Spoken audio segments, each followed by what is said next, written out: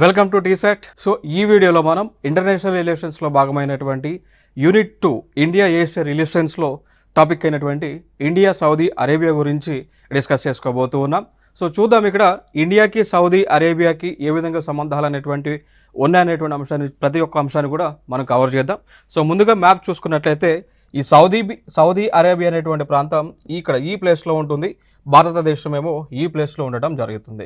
So పైన ఉన్న అంతా కూడా సౌదీ అరేబియా దేశం యొక్క మ్యాప్, సౌదీ అరేబియా యొక్క మ్యాప్ ఇది. సో ఇక్కడ 1947 సంవత్సరంలో రెండు దేశాల మధ్య యొక్క సంబంధాలు అనేటువంటివి డెవలప్ అవ్వడం జరిగింది.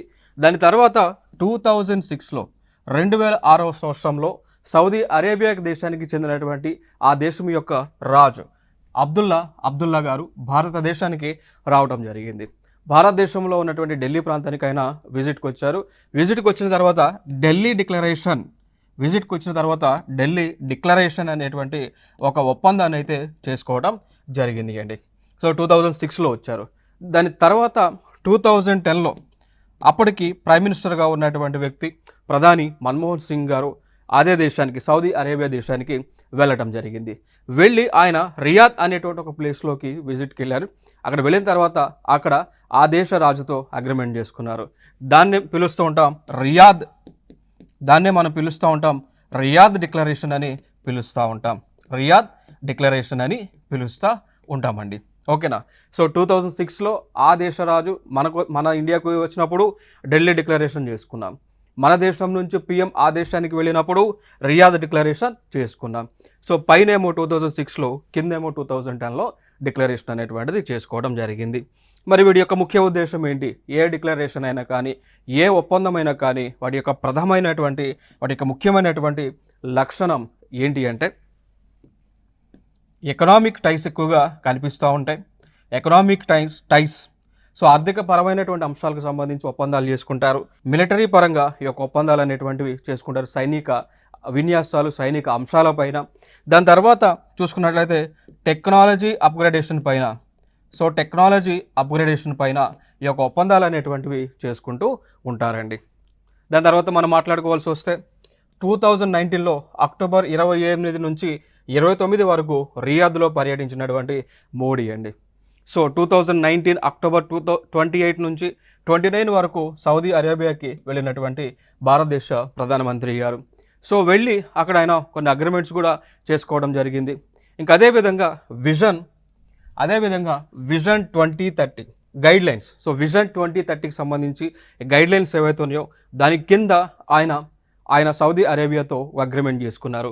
దాన్ని మనం పిలుస్తూ ఉంటాం వ్యూహాత్మక భాగస్వామ్యం. సో స్ట్రాటజిక్ పార్ట్నర్షిప్ అనమాట. సో నరేంద్ర మోడీ గారు 2019 సౌదీ అరేబియా దేశానికి వెళ్ళినప్పుడు అక్కడ కొన్ని గైడ్లైన్స్ ఉన్నాయి, విజన్ 2030 అనేటువంటి గైడ్లైన్స్ ఉన్నాయి. సో ఆ గైడ్లైన్స్ అనుసరించి స్ట్రాటజిక్ పార్ట్నర్షిప్ అగ్రిమెంట్ అనేటువంటిది సౌదీ అరేబియాతో చేసుకోవడం జరిగింది. ఇది ఒక ఇంపార్టెంట్ అంశంగా ఇక్కడ మనం గుర్తుపెట్టుకోవాలి. ఇక దాని తర్వాత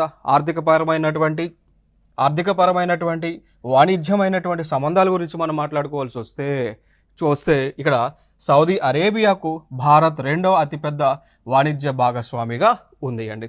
సౌదీ అరేబియాకు భారతదేశం అనేటువంటిది రెండవ అతిపెద్ద వాణిజ్య భాగస్వామి. సో చూడవచ్చు ఇక్కడ ఈ నాట్ ఓన్లీ సౌదీ అరేబియాకి కాదు, ప్రపంచ దేశాలన్నిటికీ కూడా భారతదేశం అనేటువంటిది అతిపెద్ద మార్కెట్గా మనం చెప్పుకోవచ్చు. Bharat is a big market for every country. కారణం ఏంటి అంటే భారతదేశంలో ఉన్నటువంటి ప్రజలు 142 crore అండి, 142 కోట్ల జనాభా భారతదేశంలో ఉండటం జరిగింది. అదేవిధంగా ప్రపంచంలో చూసుకుంటేనే భారతదేశం యొక్క ర్యాంక్ వచ్చేసి ఫస్ట్ ర్యాంక్లో ఉంది ఇన్ టర్మ్స్ ఆఫ్ పాపులేషన్లో. సో జనాభా పరంగా చూసుకుంటే ఫస్ట్ ప్లేస్లో మనం ఉండటం జరిగింది. సో దీన్ని బట్టి మనం చెప్పొచ్చు కదా, ప్రపంచంలోనే అత్యధిక జనాభా కలిగినటువంటి దేశం భారతదేశం. ప్రపంచంలోనే అన్ని దేశాలకు మార్కెట్ కలిగినటువంటిది దేశం భారతదేశం అండి. ఓకేనా? సో అట్లా అదే కోవలో ఈ యొక్క సౌదీ అరేబియాకు కూడా అతిపెద్ద మార్కెట్ కలిగినటువంటి దేశం భారతదేశం. దాని తర్వాత మరి భారతదేశానికి చూసుకున్నట్లయితే నాలుగవ అతిపెద్ద భాగస్వామిగా సౌదీ అరేబియా దేశం అయితే ఉండటం జరిగింది. ఫస్ట్ ప్లేస్లో మనం చూసుకున్నట్లయితే భారతదేశానికి మోస్ట్ ఇంపార్టెంట్ ట్రేడింగ్ కంట్రీగా చైనా ఉంది. దాని తర్వాత యుఎస్ఏ ఉంది, తర్వాత స్థానంలో జపాన్ ఉంది, తర్వాత స్థానంలో సౌదీ అరేబియా దేశం అయితే ఉండటం జరిగింది. క్లియర్ కదా. దాని తర్వాత అంశం భారతదేశంకి కావాల్సినటువంటి ఈ క్రూడ్ ఆయిల్ ఏదైతే ఉందో, భారతదేశానికి కావాల్సినటువంటి క్రూడ్ ఆయిల్ ఏదైతే ఉందో ఆల్మోస్ట్ మనం చూసుకున్నట్లయితే 18% ఇండియాకి కావాల్సినటువంటి క్రూడ్ ఆయిల్ మూడీ చమురు అంటాం, ఇది 18% మనకి ఎక్కడి నుంచి వస్తూ ఉంది, సౌదీ అరేబియా దేశం నుంచి వస్తూ ఉంది. దాని తర్వాత భారతదేశానికి కావాల్సినటువంటి liquid petroleum gas, liquefied petroleum gas LPG అంటాం. ఆ గ్యాస్ అనేటువంటిది ఆల్మోస్ట్ 30% భారతదేశానికి సౌదీ అరేబియా నుంచే వస్తూ ఉంది. సో చూడండి, ఇక్కడ క్రూడ్ ఆయిల్ అనేటువంటిది ఆల్మోస్ట్ 18% భారతదేశానికి సౌదీ నుంచి వస్తూ ఉంది. 30% లిక్విఫైడ్ పెట్రోలియం గ్యాస్ సౌదీ నుంచి భారతదేశానికి వస్తూ ఉంది. ఇంకొక అంశం మనం చూసుకున్నట్లయితే ఈ సౌదీ అరేబియాలో ఆల్మోస్ట్ భారతదేశానికి చెందినటువంటి 2783 పైగా కంపెనీలు ఉన్నాయి.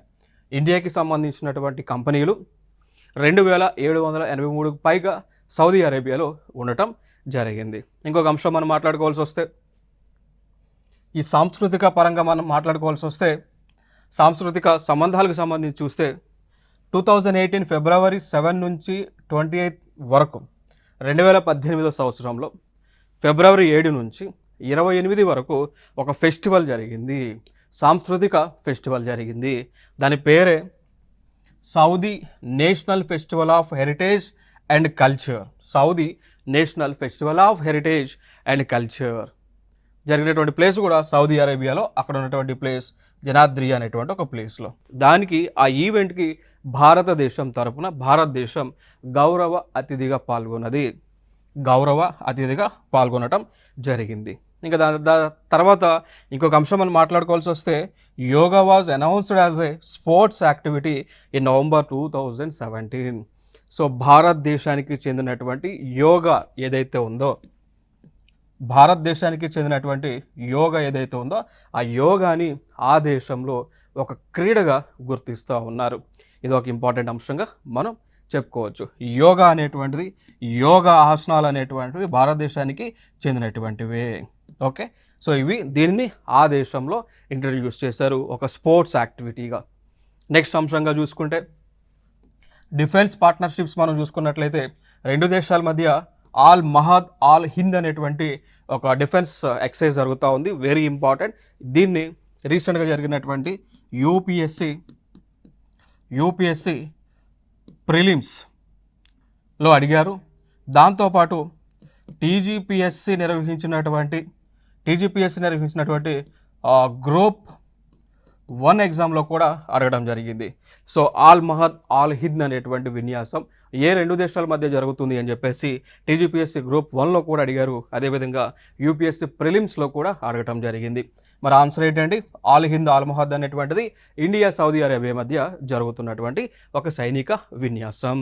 సో 2023 మే 21న జరిగింది, సౌదీ దేశంలో జరిగింది. అక్కడ ఉన్నటువంటి పోర్ట్ ఆల్ జుబాల్ అనేటువంటి ఒక ప్లేస్లో జరిగింది. భారతదేశానికి చెందినటువంటి ప్రజలు ఆల్మోస్ట్ 2.5 మిలియన్ మేర మేర సౌదీ అరేబియాలో నివసిస్తూ ఉన్నారు. అంటే దాదాపుగా 25 లక్షల మంది సౌదీ అరేబియాలో నివసిస్తూ ఉన్నారు. భారత మూలాలు ఉన్నటువంటి ప్రజలు. ఇంకా ఈ చార్ట్ మీరు స్క్రీన్ షాట్ తీసుకొని వీలున్నప్పుడు ఏ దేశంలో ఎంతమంది ప్రజలు ఉంటున్నారు, ఏ దేశంలో అత్యధికంగా ప్రజలు ఉంటున్నారు, భారతీయులు ఉంటున్నారు అనేటువంటి అంశాన్ని మీరు ఒకసారి చూడండి స్క్రీన్ షాట్ తీసుకొని. దాని తర్వాత మనం చూసుకున్నట్లయితే భారతదేశంలో ఒక సర్వీస్ ఉంటుంది, దాన్ని ఈ మైగ్రేట్ సిస్టమ్ అండి. సో ఈ మైగ్రేట్ సిస్టమ్ ఏదైతే భారతదేశానికి చెందినటువంటి సిస్టమ్ ఉందో, సో ఈ సిస్టమ్ని సౌదీ అరేబియా అడాప్ట్ చేసుకుంది. సో సౌదీ అరేబియాలో ఈ మైగ్రేట్ సిస్టమ్ లాగానే ఈ తవాత్కి సిస్టమ్ అనేటువంటిది ఉంటుంది.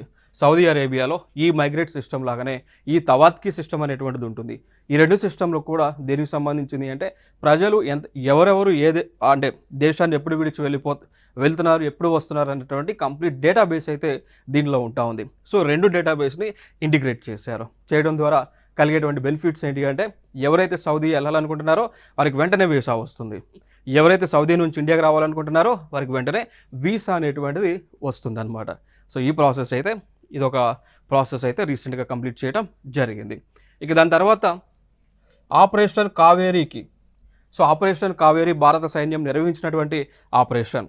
సో దీని యొక్క ముఖ్య ఉద్దేశం ఏంటి అంటే ఆపరేషన్ కావేరీ అనేటువంటిది ఈ సుడాన్ దేశంలో, ఆపరేషన్ కావేరీ అనేటువంటిది ఎందుకు భారత ప్రభుత్వం చేసింది అంటే సుడాన్ అనేటువంటి ఒక దేశంలో అలజడులు వచ్చినటువంటి సందర్భాన, సుడాన్ దేశంలో యుద్ధం జరుగుతున్నటువంటి పరిస్థితులలో ఆ దేశంలో ఉన్నటువంటి భారతీయులను తిరిగి ఇండియాకి తీసుకొచ్చేటువంటి కార్యక్రమం అనమాట.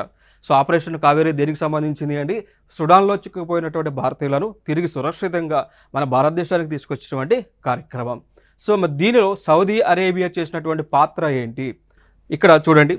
సుడాన్ అనేటువంటి ఒక దేశం దగ్గర నుంచి, సుడాన్ దగ్గర నుంచి భారతీయులను ఇక జెడా పోర్ట్కి, ఓకేనా, సో సౌదీ అరేబియాలో ఉన్నటువంటి జెడా పోర్ట్కి తీసుకొచ్చి అక్కడ నుంచి ఇండియాకి తరలించారు. సో జెడా పోర్ట్లోకి భారతీయులు రావడానికి సౌదీ అరేబియా అనుమతించింది. సో ఇదొక ఇంపార్టెంట్ ఘట్టంగా మనం మాట్లాడుకోవచ్చు. ఇక దాని తర్వాత మనం చూసుకున్నట్లయితే ఇండియాకి సౌదీ అరేబియాకి 8 అంశాలపైన అగ్రిమెంట్స్ అయితే జరిగినాయి. అవి ఎనర్జీకి సంబంధించిన agreement, field of energy, field of digitalisation and electronic manufacturing, cooperation between India central vigilance commission, India Saudi anti corruption, India and Saudi counter parts, Exim banks, small and medium enterprises banks, agreement on desalination in the field of renewable energy. So 8కి సంబంధించి అంశాలపైన ఇండియాకి Saudi అరేబియాకి agreements అయితే జరిగినాయి. So ఇవే అండి ఇండియాకి సౌదీకి మధ్య ఉన్నటువంటి సంబంధాలు. ఇంకా నెక్స్ట్ వీడియోలో మనం డిస్కస్ చేద్దాం. సో ఇండియాకి జపాన్కి మధ్య ఉన్నటువంటి సంబంధాలన్నీ కూడా మనం ఇక్కడ కంటిన్యూ చేసేటువంటి కార్యక్రమాన్ని చేద్దాం. సో మ్యాప్లో కనుక చూస్తే జపాన్ దేశము ఇండియాకి ఈస్టర్న్ సైడ్లో ఉంటుంది. సో ఈస్టర్న్ పార్ట్లో జపాన్ దేశము ఉంటుంది, చైనాకి దగ్గరగా ఉంటుంది. ఇది జపాన్ యొక్క map. So Japan is a island nation అండి. So Japan is a island nation. దీనిలో ముఖ్యమైనటువంటి నగరాలు కూడా చాలా ఉన్నాయి. లైక్ ఫర్ ఎగ్జాంపుల్గా తీసుకుంటే క్యోటో అనేటువంటి నగరం కానీ, నగయో అనేటువంటి నగరం కానీ, సపోరో అనేటువంటి నగరం కానీ, ఇవన్నీ కూడా జపాన్ దేశంలో ఇంపార్టెంట్ అయినటువంటి నగరాలు. అదేవిధంగా ఈ దేశంలో ఈ పేరుతో కొన్ని లైక్ మనకి ప్రోటోకాల్స్ కూడా జరిగి ఉన్నాయి. లైక్ మనం చూస్తూ ఉంటాం, ఎన్విరాన్మెంటల్ సైన్స్ మీరు చదివి ఉంటే దానిలో మీరు చదివి ఉంటారు Kyoto protocol, Nagoya protocol, Yokohama protocol, okay, Miyazaki plantation method, ఇవన్నీ కూడా చదివి ఉంటారు. దాంతోపాటు మీరు సెండై ఫ్రేమ్వర్క్ అంటాం, డిజాస్టర్ మేనేజ్మెంట్ చదివినప్పుడు డిజాస్టర్ మేనేజ్మెంట్లో సెండై ఫ్రేమ్వర్క్ గైడ్లైన్స్ చదివి ఉంటారు. ఇవన్నీ కూడా జపాన్ దేశానికి చెందినటువంటివే, వెరీ ఇంపార్టెంట్ ఈ ప్లేసెస్ అవన్నీ కూడా. మరి జపాన్కి ఇండియాకి ఎటువంటి సంబంధాలు ఉన్నాయి, జపాన్ దేశానికి బౌద్ధ మతం అనేటువంటిది ఎప్పుడు వెళ్ళింది అనేటువంటి అంశాలు ఇక్కడ కొన్ని చూద్దామండి. సో భారతదేశానికి చెందినటువంటి బౌద్ధ గురువు అయినటువంటి బోధిసేన గారు, సో భారతదేశానికి చెందినటువంటి బౌద్ధ గురువు అయినటువంటి బోధిసేన గారు భారతదేశం నుంచి జపాన్ దేశానికి వెళ్ళారు. ఏ టైంలో? 736 ADలో. సో 736వ సంవత్సరంలో, 736వ AD అంటే ఆఫ్టర్ క్రైస్ట్ అన్నట్టు. ఆ సంవత్సరంలో భారతదేశం నుంచి ఆయన జపాన్ దేశానికి వెళ్ళారు. వెళ్ళిన తర్వాత సో ఈయన ఆల్రెడీ బౌద్ధ గురువు కాబట్టి సో బౌద్ధ మతాన్ని ఆ దేశంలో స్ప్రెడ్ చేయడం జరిగింది. సో అక్కడ ఈయన ద్వారానే బౌద్ధ మతం అనేటువంటిది జపాన్ దేశంలోకి భారతదేశం నుంచి విస్తరించింది. ఇప్పుడు జపాన్ అనేటువంటి ఒక దేశం బౌద్ధ దేశంగా పిలువబడుతూ ఉన్నది. ఇండియాకి జపాన్కి మధ్య దౌత్య సంబంధాలు అనేటువంటివి 28 ఏప్రిల్ 1952న మొదలవడం జరిగింది. సో దౌత్య సంబంధాలు. ఇక దాని తర్వాత చూసుకుంటే ఈ గ్లోబల్ పార్ట్నర్షిప్ అంటాం. సో గ్లోబల్ పార్ట్నర్షిప్ అనేటువంటి ఒక అగ్రిమెంట్ కూడా ఇండియాకి జపాన్కి మధ్య 2000 సంవత్సరంలో జరిగింది. గ్లోబల్ పార్ట్నర్షిప్ 2000లో జరిగింది. ఇది ఒక ఇంపార్టెంట్ అంశం ఇక్కడ. సో దాని తర్వాత మనం చూసుకున్నటువంటి అంశాలు చూసుకున్నట్లయితే ఇంకా ఇక్కడ ఫర్దర్గా ఇండియా జపాన్ మధ్య సెక్యూరిటీ టైస్ మనం చూసుకున్నట్లయితే ఇండియాకి జపాన్కి మధ్య India Japan defence and security partnership అనేటువంటి ఒక అగ్రిమెంట్ అక్టోబర్ 2008లో జరిగింది. అక్టోబర్ 2008లో ఇండియాకి జపాన్కి మధ్య ఒక డిఫెన్స్ పార్ట్నర్షిప్ చూడొచ్చు ఇక్కడ, India Japan defence and security partnership agreement 2008లో అక్టోబర్లో సైన్ చేసి ఉన్నారు. సో దీనిని పురస్కరించుకొని ఇండియాకి జపాన్కి మధ్య అనేక సైనిక విన్యాసాలు జరుగుతూ ఉన్నాయి. ఫర్ ఎగ్జాంపుల్గా తీసుకుంటే మలబార్ అనేటువంటి ఒక సైనిక విన్యాసం ఇండియాకి జపాన్కి మధ్య జరుగుతూ ఉంది. దాని తర్వాత వీర్ గార్డియన్ అనేటువంటి ఒక సైనిక విన్యాసం. దాని తర్వాత ధర్మగార్డియన్ అనేటువంటి ఒక సైనిక విన్యాసం. దాని తర్వాత జిమెక్స్ అనేటువంటి ఒక సైనిక విన్యాసం. ఇవన్నీ కూడా ఇండియాకి జపాన్కి మధ్య జరుగుతూ ఉన్నాయి. ఇక రీసెంట్ టైమ్స్లో జరిగినటువంటి సైనిక విన్యాసం చూసుకుంటే మలబార్ అనేటువంటి ఒక సైనిక విన్యాసం జరిగింది 2023లో. జరిగినటువంటి నగరం కూడా మనం చూసుకున్నట్లయితే విశాఖపట్నంలో జరిగింది అండి. సో 2023లో విశాఖపట్నంలో ఆంధ్రప్రదేశ్లో ఈ యొక్క మలబార్ అనేటువంటి ఒక సైనిక విన్యాసం జరగటం జరిగింది. ఇది ఒక ఇంపార్టెంట్ ఇక్కడ.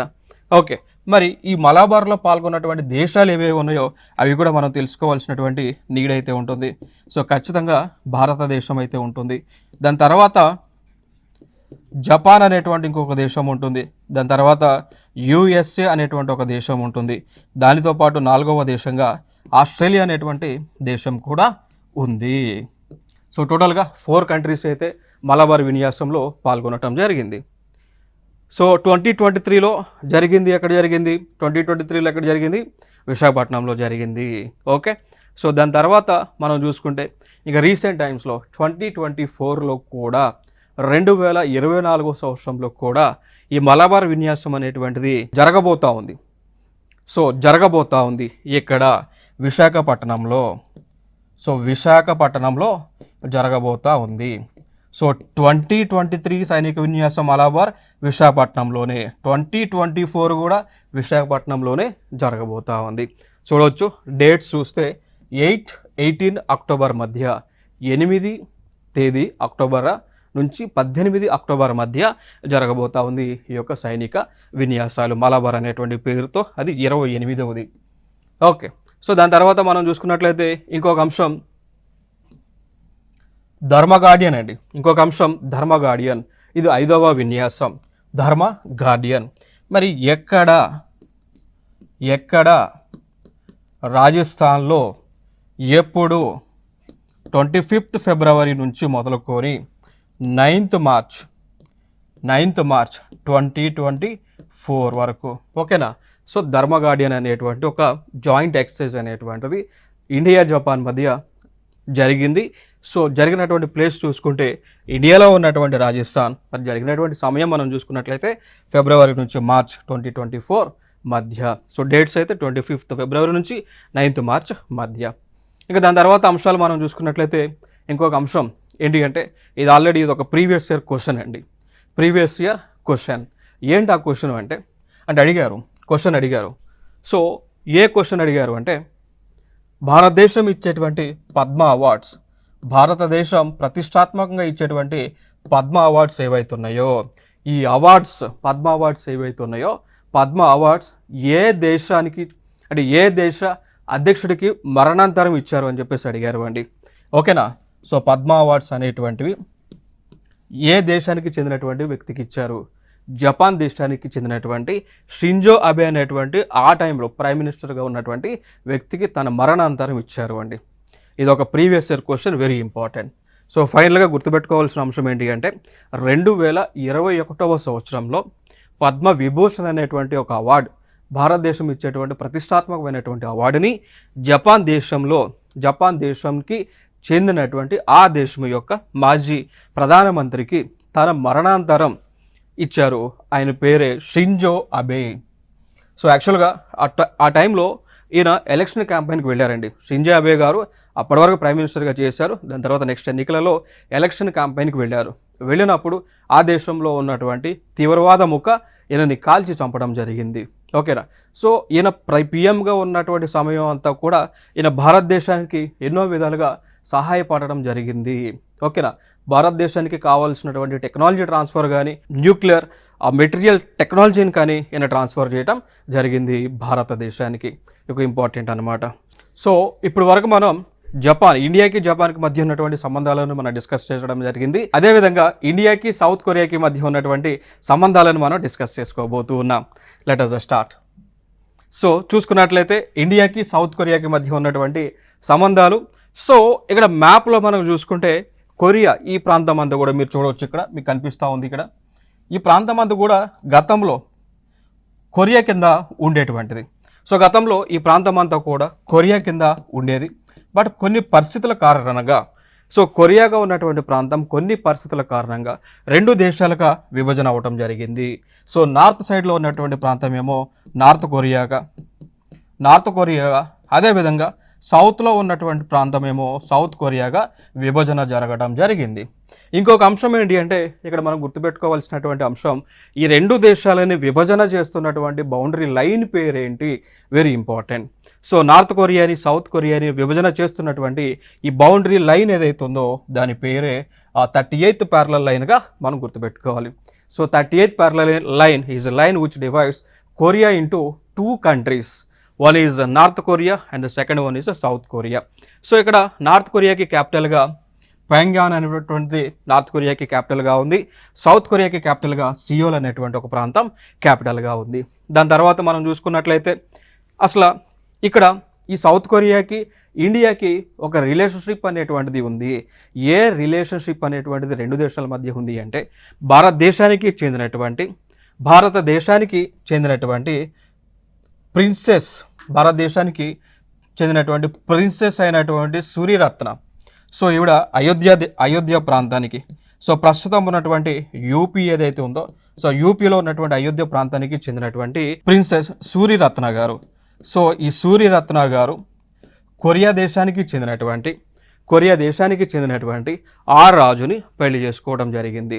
సో ఇక్కడ మనం చూసుకున్నట్లయితే ఆ దేశానికి చెందినటువంటి రాజునైతే పెళ్లి చేసుకొని సో సూర్యరత్నం పేరు కాస్త క్వీన్ హియోగా పేరు అయితే మార్చుకోవడం జరిగింది. సో జరిగి ఫర్దర్గా దాని తర్వాత సో అక్కడనే వీరందరూ కూడా ఫ్యామిలీ అందరూ కూడా బ్రదర్స్ అందరూ కూడా కొరియా దేశంలో సెటిల్ అయ్యి అక్కడ నుంచి ఆ పాపులేషన్ పెరుగుతూ అదేవిధంగా భారతదేశంతో ఆ రిలేషన్షిప్ అనేటువంటిది సౌత్ కొరియా భారతదేశంతో ఆ యొక్క సంబంధాలు అనేటువంటివి ఇప్పటికీ కూడా కొనసాగిస్తూ ఉన్నారు. ఇంకొక అంశం మనం మాట్లాడుకోవాల్సి వస్తే వీరి యొక్క రిలేషన్షిప్ సంబంధించి అయోధ్య ప్రిన్సెస్ అయినటువంటి సూర్యరత్నం, కొరియా రాజు అయినటువంటి వీరిద్దరి మధ్య ఉన్నటువంటి రిలేషన్షిప్ని కూడా మన రవీంద్రనాథ్ ఠాగూర్ గారు, సో నోబెల్ అవార్డు గ్రహీత అయినటువంటి రవీంద్రనాథ్ ఠాగూర్ గారు వారికి సంబంధించి ఒక పోయంని కూడా రాశారు. దాని యొక్క టైటిల్ మనం చూసుకుంటే lamp of the east. So lamp of the east అనేటువంటి ఒక టైటిల్తో ఆయన ఒక పోయంని కూడా రాయటం జరిగింది ఇక్కడ రవీంద్రనాథ్ ఠాగూర్ గారు. సో దాని తర్వాత అంశాలు మనం మాట్లాడుకోవాల్సి వస్తే భారతదేశం నుంచి ఈ బౌద్ధ మతం అనేటువంటిది కొరియా దేశానికి విస్తరించింది. సో విస్తరించడానికి కూడా ప్రధానమైనటువంటి కారణం ఈ సూర్యరత్న గారి యొక్క కుటుంబం, సో సూర్యరత్న గారి యొక్క వారసుల వలన ఈ యొక్క బౌద్ధ మతం అనేటువంటిది కొరియా దేశానికి స్ప్రెడ్ అవ్వటం జరిగింది. సో దాదాపు మనం చూసుకున్నట్లయితే 3rd, 4th and 5th centuries ఈ బౌద్ధ మతం అనేటువంటిది కొరియా దేశానికి ఎక్కువగా విస్తరించడం జరిగింది. సో చూడవచ్చు ఇక్కడ. దాని తర్వాత మనకు చూసుకున్నట్లయితే ఇంకొక అంశం, సో కొరియా దేశంలో ఎన్నికలను నిర్వహించడానికి 1947లో ఐక్యరాజ్య సమితి వారు 9 మంది సభ్యులతో కూడినటువంటి ఒక కమిషన్ని వేయటం జరిగింది. ఆ కమిషన్కి చీఫ్గా అంటే చైర్మన్గా శ్రీ కేపీఎస్ మీనన్ గారిని నియమించింది. సో 1947లో కొరియా దేశంలో ఎలక్షన్ జరగడానికి ఐక్యరాజ్య సమితి వారు ఒక కమిషన్ వేశారు. ఆ కమిషన్కి చైర్మన్గా శ్రీ కేపీఎస్ మీనన్ గారిని నియమించడం జరిగింది. దాని తర్వాత జరిగినటువంటి పరిణామాలు మనం చూసుకున్నట్లయితే 1950లో 2 ప్రాంతాలకి అంటే కొరియా, సో 1950లో కొరియాలో యుద్ధం అనేటువంటిది సంభవించింది. సో ఈ యుద్ధంలో అనేక దేశాలు కొరియా ప్రాంతానికి సపోర్ట్ చేయడం జరిగింది. సో ఫైనల్గా 1953లో 1953లో యుద్ధం అనేటువంటిది కంప్లీట్ అవడం జరిగింది. సో కంప్లీట్ అయినటువంటి సమయంలో ఇండియా సంబంధించినటువంటి ఆయన ఎవరైతే మీనన్ గారు ఉన్నారో ఆయన ఇచ్చినటువంటి సజెషన్ ప్రకారం ఇక్కడ ఏం జరిగింది అంటే ఈ ప్రాంతాలు రెండుగా విడిపోయిన తర్వాత వీళ్ళు ఒక అగ్రిమెంట్ కూడా చేసుకున్నారు. సో ఏ విధంగా విడిపోయినాయి, మరి ఏ దేశాలు ఏ ప్రాంతాలకి సపోర్ట్ చేశాయో ఒకసారి మనం చూద్దాం. సో కొరియా కాస్త నార్త్ కొరియాగా, అదేవిధంగా సౌత్ కొరియాగా స్ప్లిట్ అవ్వడం జరిగింది. సో నార్త్ కొరియాకి సపోర్ట్గా వచ్చినటువంటి దేశాలు కమ్యూనిస్ట్ దేశాలండి. నార్త్ కొరియాకి సపోర్ట్గా వచ్చినటువంటి కమ్యూనిస్ట్ దేశాలు ఫర్ ఎగ్జాంపుల్గా తీసుకుంటే రష్యా, ఫర్ ఎగ్జాంపుల్గా తీసుకుంటే చైనా. సో ఈ దేశాలు నార్త్ కొరియాకి సపోర్ట్ చేసినాయి. సౌత్ కొరియాకి సపోర్ట్ చేసినటువంటి దేశాలు నాన్ కమ్యూనిస్ట్ దేశాలు, అనగా ఫర్ ఎగ్జాంపుల్గా తీసుకుంటే యునైటెడ్ స్టేట్స్ ఆఫ్ అమెరికా అండి, United States of America. So south కొరియాకి ఫ్రెండ్లీగా ఉన్నటువంటి దేశం యుఎస్ఏ, నార్త్ కొరియాకి ఎనిమిగా శత్రుగా ఉన్నటువంటి దేశం యునైటెడ్ స్టేట్స్ ఆఫ్ అమెరికా. గుర్తుపెట్టుకోండి. సో ఇప్పటికీ కూడా యుఎస్ఏకి నార్త్ కొరియాకి మధ్య సంబంధాలు అనేటువంటివి చాలా ఘాటుగా ఉన్నాయి. ఇద్దరు కూడా ఒకళ్ళపైన ఒకళ్ళు అటాక్ చేసుకునేటువంటి కార్యక్రమాలను చేస్తూ ఉన్నారు. చూసారా? సో ఇది ఎప్పటి నుంచో ఉంది. సో యుఎస్ఏకి నార్త్ కొరియాకి ఇప్పుడు పడటం లేదు, నార్త్ కొరియాకి సౌత్ కొరియాకి కూడా ఇప్పుడు కూడా ఘర్షణ వాతావరణం అనేటువంటిది రెండు దేశాల మధ్య స్టిల్ ఇంకా కంటిన్యూ అవుతూనే వస్తూ ఉంది. దాని తర్వాత ఇంకొక అంశాన్ని మనం చూసుకున్నట్లయితే ఈ నార్త్ కొరియా యుద్ధం కంప్లీట్ అయిన తర్వాత భారతదేశం చేసినటువంటి తీర్మానాన్ని వారు సపోర్ట్ చేయడం జరిగింది. చూడవచ్చు ఇక్కడ 1953 జూలై 27న కాల్పుల విరామణ ఒప్పందాన్ని భారతదేశం ప్రపోజల్ మేరకు ఈ యొక్క రెండు దేశాలకు కూడా యాక్సెప్ట్ చేయడం జరిగింది. సో చూడవచ్చు. దాని తర్వాత మనం చూసుకున్నట్లయితే ఈ రెండు దేశాల మధ్య దౌత్య సంబంధాలు అనేటువంటివి 10 డిసెంబర్ 1973లో రెండు దేశాల మధ్య దౌత్య సంబంధాలు అనేటువంటివి మొదలవడం జరిగింది. ఓకే. సో దాని తర్వాత మనం చూసుకున్నట్లయితే ఈ రెండు దేశాల మధ్య 1973లో ట్రేడ్ ప్రమోషన్ అండ్ ఎకనామిక్ టెక్నాలజీకి సంబంధించి trade promotion, economic and technological cooperation సంబంధించి అగ్రిమెంట్ జరిగింది 1974లో. దాని తర్వాత cooperation in science and technology సంబంధించి 1976లో అగ్రిమెంట్ జరిగింది. సో 1974లోనేమో ఎకనామిక్ టెక్నాలజీ సంబంధించి అగ్రిమెంట్ జరిగింది. 1976లో సైన్స్ అండ్ టెక్నాలజీకి సంబంధించి అగ్రిమెంట్ అయితే జరిగింది. సో దాని తర్వాత 1985లో convention and double taxation avoidance agreement జరిగింది. క్లియర్ కదా? సో ఇండియాకి సౌత్ కొరియాకి మధ్య డబుల్ ట్యాక్సేషన్ అవాయిడెన్స్ అగ్రిమెంట్ అనేటువంటిది 1985లో జరిగింది. దాని తర్వాత 1996లో బైలేటరల్ ఇన్వెస్ట్మెంట్ ప్రమోషన్ అగ్రిమెంట్ అనేటువంటిది జరగటం జరిగింది. క్లియర్? సో ఇవి ఇండియాకి సౌత్ కొరియాకి మధ్య ఉన్నటువంటి సంబంధాలు. Thank you so much.